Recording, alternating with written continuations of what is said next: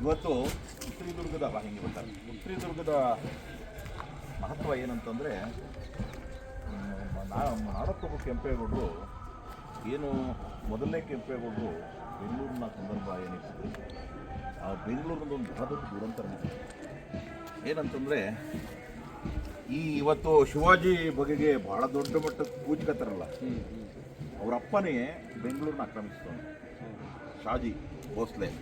ಜೊತೆಗೆ ಏನಂತಂದರೆ ಅವನ ಜೊತೆಲೇ ರಣದುಲ್ಲಾ ಖಾನ್ ಅಂತೇಳಿ ಬಿಜಾಪುರ ಸುಲ್ತಾನ, ಇಬ್ಬರೂ ಸೇರ್ಕೊಂಡು ಏಕಾಏಕಿ ಯಾವುದೇ ನಿರೀಕ್ಷೆ ಇದ್ದಂಗೆ ದಾಳಿ ಮಾಡ್ತಾರೆ.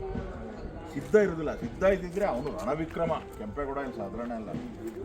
ಅವಾಗ ಏನಾಗ್ತದೆ, ಬೆಂಗಳೂರನ್ನ ಬಿಟ್ಕೊಟ್ಬಿಟ್ಟು ಇಲ್ಲಿ ಬರ್ತಾರೆ. ಅಲ್ಲಿ ಸಾವನದುರ್ಗದ ನೆಲಪಟ್ಟಣ ಕಟ್ಟವ್ರು, ಅದನ್ನೂ ಒಂದಿನ ಹೋಗೋಣ. ಇದು ಹೇಳ್ತಿದ್ದೋ ನಾವು ಅಷ್ಟೇ, 9 ಪಟ್ಟಣ ನವದುರ್ಗಗಳು. ಏನೋ ಇದು 7 ಸುತ್ತಿನ ಕೋಟೆ ಚಿತ್ರದುರ್ಗದ್ದು. ವಿಶೇಷ ಎಲ್ಲ ಕೋಟೆಗಳಲ್ಲೂ ಬಹುತೇಕ ಇದು ಹೆಚ್ಚಿನ ವಿಶೇಷ. 5 ದ್ವಾರಗಳನ್ನು ಅದರಲ್ಲಿ ಎಂಟ್ರಿ ಕೊಡಲಿಕ್ಕೆ ನೀವು ನೋಡಬೇಕು. ಇದನ್ನು ಯಾವುದೋ ಉದ್ಯೋಗಕ್ಕೂ ಒಳಗಾಗಿ ಮಾತಾಡೋಕೆ ಆಗೋದೇ ಇಲ್ಲ. ಲಾರ್ಡ್ ಕಾರ್ನ್ವಾಲಿಸು ಮೇಲ್ಗಡೆ ಈ ಏನು ತಮ್ಮ ಶತ್ರುಗಳನ್ನ ಎಡಮುರಿ ಕಟ್ಟಿರ್ತಾರೆ.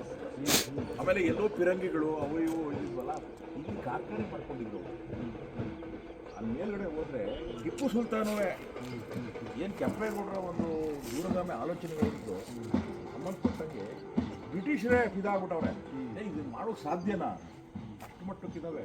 ಅಂದರೆ ಈ ಪ್ರಾಚೀನ ಇತಿಹಾಸವನ್ನು ಗೊತ್ತಿದ್ದಂಥವ್ರಿಂದ ತಿಳ್ಕೋಬೇಕು.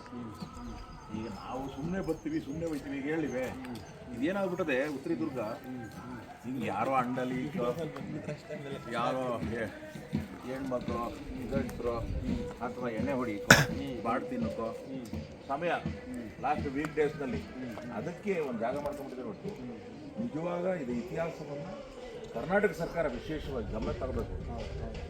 ವಿಪರ್ಯಾಸ ದುರಂತ ಏನಂದರೆ, ಯಾರು ರಕ್ಷಣೆ ಮಾಡಬೇಕು ಅವರೇ ಇಲ್ಲಿ ಕಲ್ಲು ಭಾಳ ಚೆನ್ನಾಗಿ ಕಾಣಿಸ್ತದಲ್ಲಪ್ಪ, ಕಲ್ಲು ಗಣಿಗಾರಿಕೆ ಮಾಡೋಕೆ ಅಂತೇಳಿ ದೊಡ್ಡ ಲಾಬಿ. ಯಾವತ್ತೂ ಜಗತ್ತಿನಲ್ಲಿ ಕಾಯಬೇಕಾದನ್ನು ಕಲ್ಲು ಕೊಟ್ಬಿಟ್ಟಾಗ ಯಾವುದು ಉಳಿಯೋದಿಲ್ಲ. ಹಂಗಾಗಿ ಹಿಂಗೆ ಮಾತಾಡ್ತಾರೆ. ಈ ನವದುರ್ಗಗಳಲ್ಲಿ ನೋಡಿಲಿ, ಈ ಕಡೆ ದುರ್ಗ ಅಂತಾನೆ, ಈ ಕಡೆ ಭೈರವ ದುರ್ಗ ಇದೆ. ಈ ಕಡೆ ಬಂದರೆ ನಮ್ಮ ಸಾವನದುರ್ಗ, ಅದಂತೂ ಅಸಾಧ್ಯ ಬಿಡು, ಮನುಷ್ಯರಿಗೆ ಸವಾಲಾಗ್ತದೆ. ರಾಮದುರ್ಗ, ನಮ್ಮ ರಾಮನಗರ ಇದೆಯಲ್ಲ ರಾಮದುರ್ಗ, ಅದು ಒಂದು ದುರ್ಗ. ಹುಲಿಯೂರು ದುರ್ಗ. ಈ ರೀತಿ ಸುಮಾರು 9 ನವದುರ್ಗಗಳನ್ನು ಕೆಂಪೇಗೌಡರು ನಿರ್ಮಾಣ ಮಾಡ್ತಾರೆ ಆ ಕಾಲದಲ್ಲಿ. ಇವತ್ತು ಒಂದು ಮನೆ ಕಟ್ಟೋಕೆ ಹಿಂದೆ ಮುಂದೆ ನೋಡ್ತೀವಿ ನಾವು. ಅಂತ ಇಲ್ಲ, ಯಾವುದೋ ಒಂದು ಎಲ್ಲೋ ಒಂದು ಕಡೆ ಕಟ್ಟರು ಅದೇ ಮಹಾ ಸಾಧನೆ ಥರ ಬಿಂಬಿಸೋದು. ಆದರೆ ಇಷ್ಟೊಂದು ಇತಿಹಾಸ ಇರ್ತಕ್ಕಂಥ ಏನ್ರಿ ಅವತ್ತು ಇವತ್ತಾದರೆ ನೋಡಿ, ಬಂದಾಗ ಗಾಡಿ ಬಂದ್ಬಿಟ್ಟು ರಸ್ತೆ ಇದೆ, ಏನಿತ್ತು ಕುದುರೆ ಮೇಲೋ ಆ ಸಾಗಿಸೋದು ಹೆಂಗೆ, ಕಟ್ಟುದು ಹೆಂಗೆ, ಇವು ನಡ್ಕೋಗಿ ಬರೋಕೆ ನಮ್ಗೆ ಇವತ್ತು ಸುಸ್ತಾಗ್ಬಿಡ್ತೀವಿ. ಅವತ್ತು ಕುದುರೆಗಳು ತಕ್ಕೊಂಡು ಮದ್ದು ಗುಂಡುಗಳು ತಕ್ಕೊಂಡು ಅವೆಲ್ಲ ಹೋಗಿ ಸೈನ್ಯ ಕಟ್ಟಿ ದೊಡ್ಡ ಸಾಧನೆ.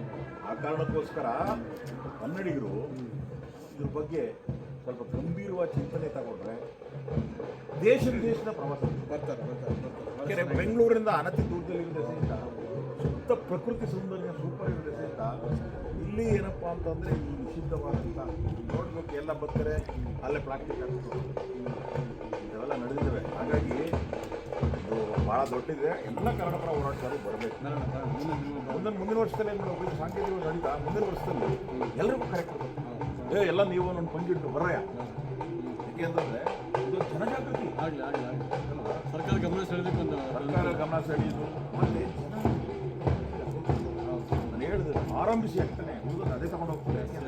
ಆ ನೆಲದ ಮಹತ್ವನೇ ಹೆಂಗಿದೆ.